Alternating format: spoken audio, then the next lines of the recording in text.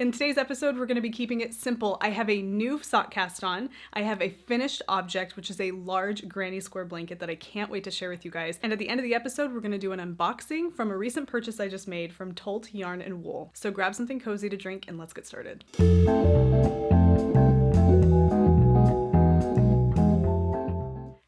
Hello, and welcome to the Wool Needles Hands podcast. My name is Taylor, and I will be your host. I'm coming to you from Henderson, Nevada, which is a small town outside of Las Vegas, Nevada, in the Southwest United States. This is where I'm from and where I live with my husband, Brandon, our 4-year-old son, Ronan, our 7-year-old son, Angus, our dog, Pepper, and our cat, Oscar. If you are new here, welcome. Thank you so much for taking the time to check out this corner of YouTube. I'm so excited to have you here. I have a feeling you're going to enjoy yourself if you are into some knitty and fibery goodness. And if you are a returning viewer and subscriber, thank you so much for coming back. Please don't forget to give the video a thumbs up. It helps more than you know. And if you do like the content that you see here on the channel, don't forget to subscribe. And don't forget to click the bell icon so you can be notified every time I upload something new. Right now, content is up on the channel every week with a midweek ramble coming on Wednesdays and a podcast episode coming on Sundays. All right, you guys, I have a few things to share with you today. It's going to be a pretty light episode. I haven't got a lot of knitting done, but I have finished a rather large and cozy project, and I really want to get into that with you guys. But before we get started, as always, let's chat about what I have in my cup. Okay, so today I am having chamomile tea. And if you know the podcast and you know me and my tea drinking habits, if I have chamomile, it's because I really need to chill out. And today has been one of those days where you're just kind of going. It's shop update day. My shop update was at 10 o'clock this morning. Today is Saturday. If you are watching this as soon as it airs, you're watching this on Sunday. Shop update was today at 10. Definitely head over to the shop. However, there is bound to be some pretty skeins left in the shop if you are interested. The shop is fiberforthepeople.com. That is my hand-dyed yarn business. In addition to all of the hullabaloo for shop update day, which is always very exciting, we took our boys to they both had birthday parties for separate friends at 2 separate indoor playgrounds, and they were both at 1 o'clock, and that never happens. We never have to divide and conquer like that, but today we did. So I took Ronan to his little birthday party at one indoor playground, and my husband took Angus to his. And we were there for a few hours, and then that whole thing. I don't jive well with places like that. I am a classic introvert. I enjoy watching them have fun and experience those kinds of things. So it was good. It was fun. But it kind of wears me down a little bit. And so coming home from things like that, I feel like I just need to just do something to, calm myself down. And this chamomile tea is a really good way to do that. And I am drinking this in a new mug that I received as a gift from my sister-in-law in Texas, in Dallas. It says, "Be the person your dog thinks you are." And I think that's such a sweet sentiment. I've seen that sentiment before lots of places, and I always like it. I think it's cute, but now being new dog owners, Pepper, we adopted Pepper 6 months ago. It means something a little more now because Pepper is kind of like my spirit animal. She just follows me all around the house and must think that I'm the most amazing person in the world. And so if I can be that for more than just my dog, that would be pretty amazing. Before we get into the work, the projects, and all of that good stuff, some admin-y things that I want to cover. October 1st is coming up, and if you've been watching the podcast the last few episodes, you know that we are going to be doing a Felix for Fall knit-along, and that is referring to the Felix pullover or the Felix cardigan by Amy Christophers of Savory Knitting, and that is launching on October 1st. So I just want to mention that. I'm not going to talk about Felixes or anything other than that today because it's going to start on the next episode of the podcast, which is next Sunday. But I just want to let you know that if you are interested in knitting a Felix pullover or a Felix cardigan and you want to get involved in a knit along, please join us. You can double dip if you're going to be doing some other knit along as well. We just wanted to have you join us and get involved in the chatter. So definitely keep that in mind. You can start getting your yarn together now. If you want to learn more about this, I will link to the podcast episode where I talk about this up in the doobly-doo here and then down in the description box.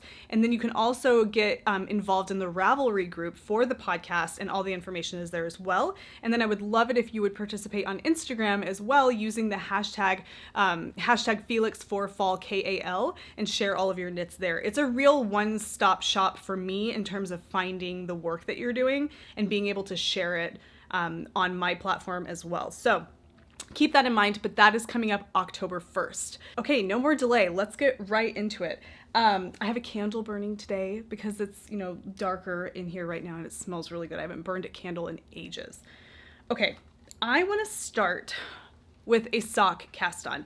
Now, I don't need to cast on any new socks because I don't even know how many sock projects I have on the go right now, but I do know that I need to do a sock roundup video because I have so many socks on the needles right now and I want to share them with you guys because, I mean, I might as well share them all in one place. So maybe the next midweek ramble, I'll do a sock roundup because I have a lot and I need to get them finished and I kind of want to get them finished, but I feel like this sock has me kind of feeling that sock mojo come back.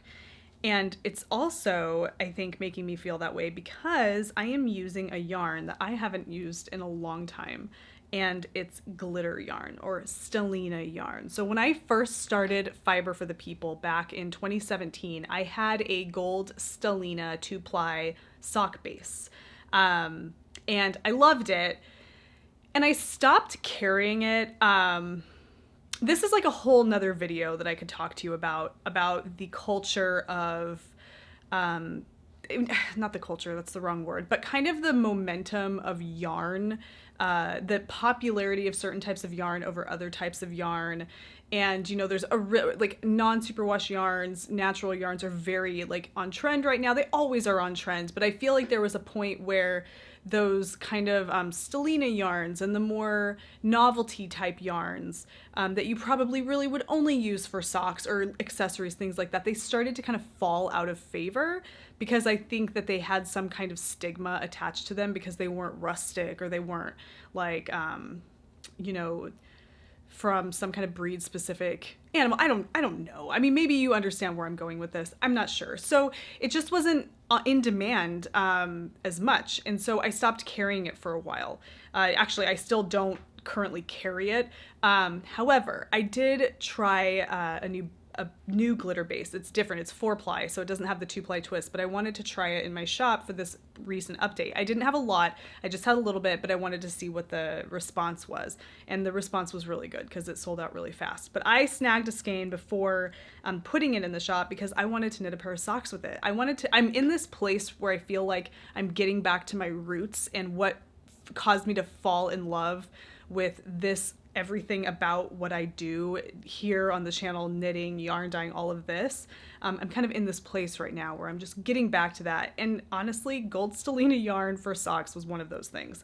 Yeah, I know it's not, you know, 100% breed specific, you know, farm to needle yarn, but I love it and I love knitting with it and I love how beautiful it knits up in the sock. So here is my, and I really have to do something about that. Hold on one second. Okay, I'm trying to adjust the light here so you can see a little bit better. I think it's a little bit better. Evening podcast episodes are a little bit more tricky. Okay, so this is the yarn and you can probably see the sparkle happening in there. It's so beautiful.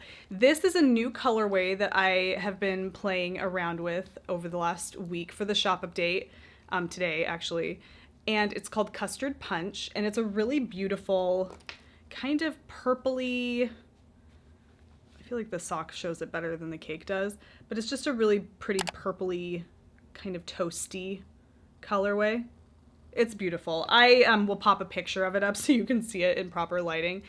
But I love the way that the sock is knitting up. It's so pretty and the gold is just giving me kind of warm and fuzzy feelings and I really love it. And so I cast it onto this sock just kind of as a homage to my beginnings in not only like my business and my interest in colorways and whatever, but also like my sock knitting kind of career, whatever. It's because I started sock knitting in earnest back in 2017 when I started podcasting, because that's when I really took an interest in knitting socks, and knitting with gold stellina yarn was just one of my favorite things because it was so pretty and so it was just fun to pull them out and have them and just have that sparkle. So I loved it. It just feels cozy for all of those reasons that I just mentioned. And also in that same vein, I figure I might as well mention that while I casted that one on, I had another skein on that glitter yarn in a kind of an oddball colorway that I dyed. I don't know, you're not going to be able to see it too well because it's pretty dark. And again, my lighting is not great. you know what I'm gonna do? I'm gonna try and turn. Okay, we're gonna just see if that helps. I just turned off my desk lamp. It's very unlike me to do all of this mid-podcast. Usually I do it and cut it out and whatever. It's like, okay, it's fine. We're all friends here. And I'm hoping that you can see kind of the yarn a little better. Let's test it out. So this is a very dark yarn, but you can see some of the sparkle in there. It's really beautiful. I'll take some photos of this, pop it up on my Instagram so you can see it down the road. But it's lovely. And so I thought, you know what? Gold stellina yarn here, gold stellina yarn here. I wanted to test them both out, and I'm going to do that whole knit two socks concurrently thing. So I have this one going right now, and this is the one I kind of paused so that once this one gets to this point, then I'll knit some on this, and then this one I'll do, and you get the point. So that's my little mustache of a sock that I have right now in that little sparkly yarn that's super dark. We take the kids to open skate to practice ice skating. And I've mentioned this in another episode too, but I sit on the bench, and that's kind of where I think I'm going to be focusing on my sock knitting because they're portable. And we have open skate tomorrow morning, and then we have actual skate lessons on Monday. So I'll have some time. And then of course, you know, shows and stuff. Watching knitting podcasts in the morning before anybody's awake is another great opportunity to knit socks. Okay, so that is my little sock cast-ons that I have. Keep posted for a sock roundup because I'm serious about it. The more I talk about it, the more I realize just how much I really want to do that because I do have some really cute socks that I'd love to share with you guys. But my next thing that I really want to get into with you guys is my giant granny square blanket. I cast this on over a week ago. I talked about it on the last podcast, and when I talked about it with you on the last podcast, I had a bunch of blanket even then, but I wasn't finished. And I had asked you about whether or not you thought I should add purple to the colors. So the blanket starts in the center with this kind of sandy color, and then it moves to this mustard and this pretty teal and a kind of a saffron orange, and then this steel gray. And at the last episode of the podcast, that's where I was stopping, and I was asking you whether or not I should add this purple. I had a lot of commenters tell me to add the purple. I had a few tell me to kind of forego the purple. I don't even think I was on the fence. I kind of knew I wanted to add the purple, but I was so stinking glad I added it once I did because it just looked way better than I imagined it would. It's so beautiful with the purple in there. So what I'm going to do is show you kind of, a cross section of the blanket so you can see. My voice is going to get super muffled because the sucker's thick. But you can see how pretty all those colors look together. That mustard and then the way that this like kind of blackish grayish color blends with that purple is really, really lovely. Ugh, it's so beautiful. So I am going to stand up. It's going to be very difficult for me to show you what this looks like in its entirety right now, but I will pop a photo up on the screen while I stand up. I'm going to pop this up. And you can see kind of on the back of my sofa in our living room, you can see how big it is. And then while I'm standing up, you go ahead and take a look at that. And then I will show you just how massive this sucker is. Okay, so I'm holding it up like this, right? Like, and it's touching the ground. But you guys, like, I never would have imagined when I started this that I would have a blanket that I could like wrap around myself. I can turn myself into a burrito with this thing. I'm gonna go ahead and just like burrito myself right over here. But look at this. It's like it's a granny square burrito blanket. And it's amazing. I can get so cozy in this sucker, and it's getting really warm right now, which it doesn't need to be because I'm not that cold, but it is huge. And as I'm wearing this, I'm wearing this. As I have this around me, it's hanging down by my ankles. It's that massive. And I did it in like no time, you guys. I mean, when you think about like knitting a blanket, that's a huge undertaking if you're knitting a blanket. I mean, unless you're using like crazy super bulky jumbo yarn. And even then, it's way more taxing than crocheting a blanket because I feel like the motion that when you're knitting with like two hands going at the same time is more labor intensive with that big heavy yarn than just working with a crochet hook in a very kind of loose motion. So I just feel like it's a lot of bang for your buck in my opinion. And that being said, I mean the yarn itself, $7.99 per ball. And let's chat about like how much I used here. So I'm going to fold this back up while I kind of mull over exactly how many balls I used. Okay, I know how much I have left over. The sand color, let me think. I think the sand color I used 2 balls. Yeah, the sand color took 2 balls. The purple color took 2. I know that for sure. The blackish gray color took 1.5, and then each of the additional colors didn't even use a full ball. So we're talking 1, 2, 3, 4, 5, 6, 7, 8, 9 skeins or big balls of that like jumbo yarn that I showed you guys. This is called Chenille Home Slim. I don't have the label for it anymore. I'll link to it down below in the description box, and you can see it over on the episode of the podcast previous. But it's just a budget yarn that you can get at Michael's. It's chenille. It's, it's mostly polyester. It does say you can machine wash it, but it says that you need to lay it flat to dry, and I haven't done that yet. And I can see why you would want to do that, because one thing I do notice about this yarn, and it's kind of the fuzz, it's probably because I just haven't washed it yet, but there's always that fuzz that's still on there. But when you snip the yarn and you have a raw end, there's like a little cotton cord in the yarn, and it's surrounded by rings of chenille. And that's what creates that kind of caterpillar-like chenille, like a strand of yarn. And if you cut a raw end, you could essentially pull all of those off. And so you have to tie off the ends. And so you just have to be really careful, because that can become a problem. And I knew that that could become a problem because I wanted to put tassels on the corners consisting of the yarn that I used in the multiple colors.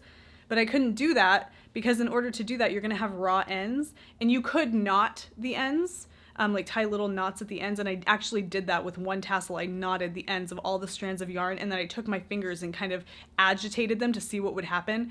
And really what happens is the knots kind of just come right out, and then you start getting that chenille stuff everywhere. So, that's not great. And I also had to knot the ends of the strands that I wove in. All of my little ends, before I wove them in, I knotted them. And I figured that's going to be fine because there's not going to be quite as much agitation where I wove them in. But yeah, I'm hoping. So that's the only thing about the yarn that's like a little subpar, is that little chenille stuff, if you're not careful, could come off and be kind of messy. But I've been moving this thing around to take pictures of it, to, cuddle with it and snuggle. And I'm holding it around right now, and I don't have anything shedding on me. So it's not shedding. It's just more like that stuff that comes off from all the loose ends that you wove in when you were crocheting it. So yeah. But honestly, I'm going to tell you, this is probably one of my favorite finished objects in a long time. I really love it. I think that the colors just look fantastic. It's super weighty. I mean, it's pretty heavy, but heavy in like a weighted blanket kind of a way, not like a stifling kind of a way.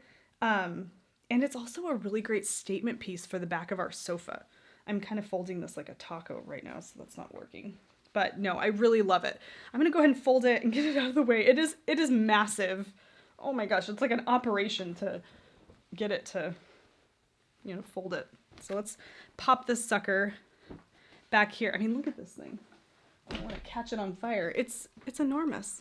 Huge. But I love it. So that is just my granny square blanket. I did not follow a pattern for that. I just literally crocheted a granny square and just kept going until the color, scheme was where I wanted it. And then I stopped, and it was so easy. I used a specific tutorial for the granny squares, and I'll link to that down below. And I don't think I did anything special. I think the only thing I did do is one of my little ends right there. See? Yeah. I think the one thing that I did do a little bit differently on this, I'll just pull it back for a second, is that on the corners, when you crochet a granny square, you do 3 double crochet, and then typically you chain 2 and then do another 3 double crochet into that one hole on the corner to create the corner of your blanket. Because the yarn is so bulky, I did not do 2 chains between the 3 double crochets. I just did 1. And that was my choice. That wasn't part of the tutorial, but the reason I did that was because I was noticing that as I was crocheting the blanket and doing 2, I felt like that gap where at the corner which is right here. I felt like this was just too loosey-goosey and kind of looked sloppy. So by eliminating one chain from in between those sets of 3 double crochet, it kind of tightened up the corners and made it a little less sloppy. So that's the only thing that I did different, and it's, I mean, very minor. Yeah, so there is my giant granny square blanket. So loving that. I can't wait to go snuggle with it when it gets colder. So that's kind of it for what I've been working on since the last time we talked. The last thing I wanted to share with you guys today was an unboxing of sorts, and also a little bit of project forecasting. So I am gonna take a drink of tea, and then I am gonna pull over this box that I got in the mail from TOLT Yarn and Wool. I was watching Amy Palco's podcast, and she was talking about, she's going to be joining the Felix for Fall Knit Along as well, which is great. So Amy, if you're watching, I'm excited to have you join. But she was talking about another knit along going on called the Unspun Heroes Cal. And I don't know if it's, honestly, I haven't looked it up. I just know it's a thing. Okay.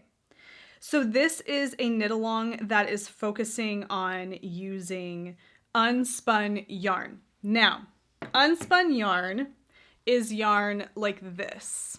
This is a pencil roving type of yarn. This is 100% wool. This is from Nutiden. You probably have heard people talk about this. It's 100% Swedish wool. And what's special about this yarn, besides the fact that it's unspun, and I'll talk about that in a second, is that all the colors, they're different every time. So she does monthly updates, and what you get is what you get, and chances of it coming back just like that are pretty slim. And I just got this really pretty chocolatey, earthy, it's just a natural color of this Swedish wool, and it's called pencil roving or unspun wool. And you can see here that it just pretty much looks like a raw strand of fiber, which is exactly what it is. It's incredibly fragile. You could pull it apart super easily. So typically when people knit with this, it's held double to strengthen the staples of the yarn so that you can work with it and not have to worry about it breaking all the time. So I saw Amy talk about it, so I decided, well, you know what? I have all of this Nutiden yarn, and I want to do something with it. And one of the patterns that I've been eyeballing lately is one by the name of Versal. Look at how beautiful this sweater is. It's a unisex sweater. It's so lovely. It can have a taller neckline, or you can have it be a rolled neckline. Here's the man's version. There we go. So there's the man's version. And the photo that really kind of caught my attention and made me want to knit it was this one. Oops. It's so lovely. So anyway, I have exactly the amount of yarn that I need for this because that was the design I had in mind when I ordered that yarn, but I needed to pair it with something, and I didn't have the yarn that I wanted to pair it with. I wanted to pair it with a floofy yarn, either a Surrey or a Mohair. And that is what I ordered from TOLT Yarn and Wool. So here's the little box that comes. It's like stamped with a cute little sheep. And then they have their TOLT logo right there. I covered up my information. Okay, so the box is cut open, but I have not actually gone into the box. You can see that it's still very much unopened. And I want to share with you guys in person the yarn that I have. And I'm kind of regretting that the lighting isn't any better because it's yarn. You need to see the color. But I ordered it with the intentions of it being a dark kind of burgundy color. And in fact, the color is called Dark Burgundy Gray, and it is by Biches. Is that right? Biches. Yeah, I don't know. Okay, here we are. How cute. Okay, so this is what's in the box. So I have this little roll, which is going to have my yarn in it.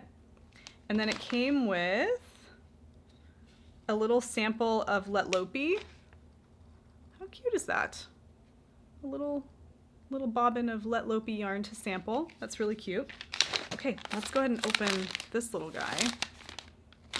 The little sheep tape is so cute. All right.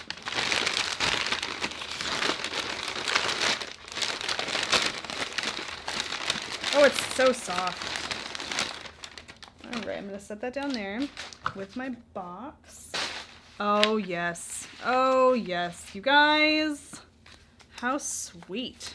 Okay, so this is the Mohair. It is beautiful. You know, honestly, it's almost a little bit like an aubergine. It's not really a burgundy to me. It almost has kind of like an aubergine look to it. What I see in person is a little cooler than what you're seeing, so I think you might be seeing something that does kind of look like a burgundy, but this to me has like a eggplant color to it. Ugh, it's so beautiful. So it's by Biches. I'm probably pronouncing that wrong. Really getting tired of saying it. Yeah, there it is. And I have this many. Ugh, so pretty. Okay, so I got this color because I wanted something that was going to kind of tone this brown, because coming back to this yarn after about a year of not like seeing it, I just kind of felt like it's pretty brown. It's almost like kind of gray brown, and there's nothing wrong with that. But I just wanted to liven it up a little bit, give it some vibrance, which was the word that a lovely viewer used when she encouraged me to add the purple to my granny square. She says it'll add more vibrance, and goodness was she right. So if you are watching, thank you, because you are 100% on point.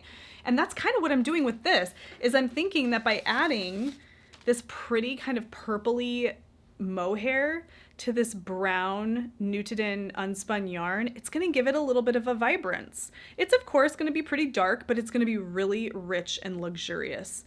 And I am so excited about that. Yeah, I think, you know what? I think it's going to be amazing. And I can't wait to get started. This is really nice. It feels very nice. Yeah, so I'm excited about that. That is what I have planned. You guys, look at how big this is the size of my face. So I have this and this for the Versal. And then of course all these little guys here, which are so cute. Yeah, so that's what I have planned for that Unspun Heroes knit along. I don't know how long that knit along goes. Maybe I'm gonna, by the time I cast this on, I might be too late, but I don't think so. I have a feeling, because I've started my Felix already, I think what I might do, because I've already separated for the sleeves on my Felix pullover. I think what I might do is wait a week to start my Felix again, for the knit along. Give a week of like kind of a head start to people that are starting, because once I get started on that sucker, it flies off my needles. And maybe I'll just cast on the Versal to kind of go back and forth. So it's a whole nother sweater. Like, I know I don't need to do that. And honestly, I'm not the type that wants to have like a million sweaters on the needles. But I just kind of feel like doing that. I don't know. At least get it on there so I can see, or at least gauge swatch. I'll tell you what, maybe that's what I'll do. Is I don't necessarily think I'm going to wait a week to start my Felix. I don't think I have that kind of resolve. But maybe what I'll do is just do a gauge swatch, so that on the next episode of the podcast, which is October 1st, like the proper podcast episode, I can show you the gauge swatch for this. I think that's what I'll do. Yeah, I'll gauge swatch for the Versal, but I'll go ahead and start the Felix when it is time to start. Or I could just start this next week. I don't know. I have some thoughts. I have some like considerations that I need to make, but that is what I have planned. Some little odds and ends, some really cute new Biches mohair that I just kind of want to have a reason to squish and rub against my face. Just so pretty. Take another look. Gosh, isn't that gorgeous? Love it. This is very similar to the Mama's lipstick color that I dye in the shop. And of course, yeah, I could have dyed my own yarn to do that, but you know what? I've got so much yarn dyeing to do. And I wanted to try something new. I wanted to try a new to me dyer. So that's it. That's all I have for you guys today, and I'm happy with it. I've got some new little sock cast-ons to get excited about, some lovely new yarn, new to me yarn, actually in both of these cases of the Nutiden and the Buches. And I've got this gorgeous granny square blanket to get cozy with. I would say that is a job well done, and I have enjoyed every second of this episode with you guys. Thank you so much for taking time to join me. And I also want to say really quick before I go, for everybody who left me suggestions in the comments of my most recent video, To Frog or to Finish, thank you. Your suggestions were so thoughtful and just on point. I have kind of re-evaluated my opinions about certain things, especially about red cardigans. I hear you folks. I hear you. Red cardigans are a thing. I get it. But anyway, I just wanted to thank you because it really touched my heart that you guys would leave me so many thoughtful comments to kind of encourage me one way or another about those projects. So thank you so much. As always, if you enjoyed yourself, if you enjoyed your time here today, please don't forget to give the video a thumbs up. Don't forget to subscribe. We would love to have you come back for more videos in the future. Until I see you next time, which will be for the midweek ramble on Wednesday, happy knitting, happy making, happy whatever it is that you're doing. Be well, take care, and I will talk to you soon. Bye.